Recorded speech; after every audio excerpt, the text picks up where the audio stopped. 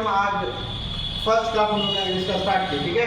और आप लोगों को कुछ दिखाई भी इसका डिटेल्स है जो हम थोड़ा सा देखने वाले हैं। समझना है, रखना नहीं, आप लोगों को क्या करना है, समझना है, ठीक है। सबसे पहले क्या है, सबसे पहले आते हैं नाउन। नाउन का मतलब होता है नाम। नाउन को हिंदी में क्या बोलते हैं, नाम बोलते हैं।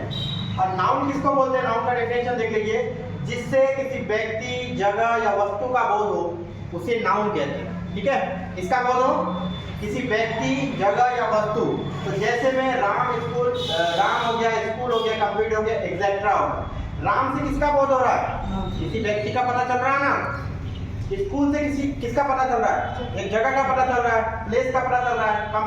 कंप्यूटर से एक वस्तु का पता चल रहा है, तो इसको नाम बोलते हैं, नाउन बोलते हैं। क्लियर। आते हैं प्रोनाउन।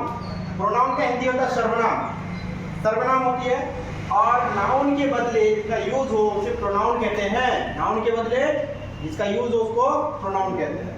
जैसे ही, सी, दे, यू, यानी कि नाम के जगह पे ही का यूज कर सकते हैं। राम है, राम जा रहा है, तो हम बोल सकते हैं ना वह जा रहा है, तो वह का इंग्लिश ही हो गया। ही नाम के बदले ही यूज किया जाता है। आते हैं वर्ब। वर्ब को बोलते हैं हम लोग क्रिया या काम, ठीक है ना। हिंदी में किसको बोलते हैं, जो किसी काम, कार्य, अवस्था या घटना को दर्शाता है उसको हम लोग वर्ब बोलते हैं। क्या बोलते हैं, वर्ब बोलते हैं, ठीक है। जैसे जाना, आना, पढ़ना, हंसना, एक्सेट्रा, ठीक है। आते हैं हम लोग हेल्पिंग वर्ब। हेल्पिंग वर्ब को हिंदी में सहायक वर्ब बोला जाता है। और सहायक वर्ब वह वर्ब जो मेन वर्ब के साथ मिलकर टेंस, मूड या वॉइस को व्यक्त करने में मदद करती है। किसका सहायता करती है, ये मेन वर्ब का। मेन वर्ब होगा, हर कोई मेन वर्ब बोलते हैं हम लोग। इसकी सहायता करके मूड, टेंस और वॉइस इसको व्यक्त करने में मदद करती है। जैसे ही इज गोइंग, तो यहाँ पे जो ही है वो सब्जेक्ट है, जो इज है वो हेल्पिंग वर्ब है, और जो गोइंग वो मेन वर्ब है। ये इज की जगह अगर वॉज आ जाए तो सेंटेंस का जो है मूड चेंज हो जाएगा, यानी टेंस चेंज हो जाती है, ठीक है ना। जैसे अभी ही इज गोइंग, वह जा रहा है, ही वॉज गोइंग, वह जा रहा था। तो ये जो रहा है, रहा था, प्रेजेंट पास्ट वन, ये किसी पर डिपेंड करता है। हेल्पिंग वर्ब, मेन वर्ब वही रहेगा, हेल्पिंग वर्ब चलेगा। आते हैं एडवर्ब।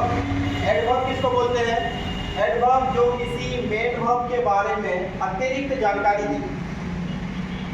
ये बताते हैं कि कैसे, ये बताते हैं कि कोई काम कैसे, कहाँ, कब या किस हद तक किया हुआ है।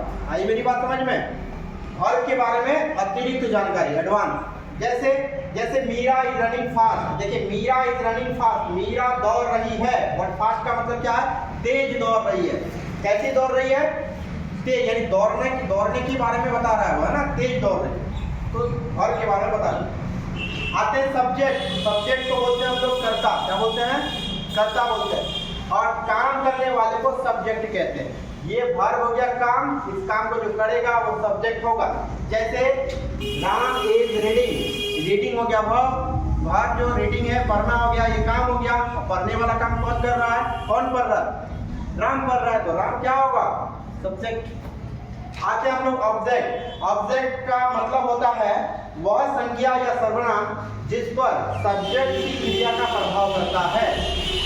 वह संज्ञा या सर्वनाम जिस पर सब्जेक्ट की क्रिया, यानी सब्जेक्ट जो काम करेगा ना, वो काम से प्रभाव पड़ेगा इस संज्ञा पर, उसी को ऑब्जेक्ट बोलते हैं, है ना। ऑब्जेक्ट पर प्रभाव पड़ता है जो काम का होता है। जैसे ही इज गोइंग टू स्कूल, ये तो सब्जेक्ट है, ये आपका भाव है, ये आपका हेल्पिंग भाव है। ही इज गोइंग, वह जा रहा है, बट कहाँ जा रहा है, स्कूल। तो जाने का प्रभाव कहाँ पड़ रहा है, स्कूल पर।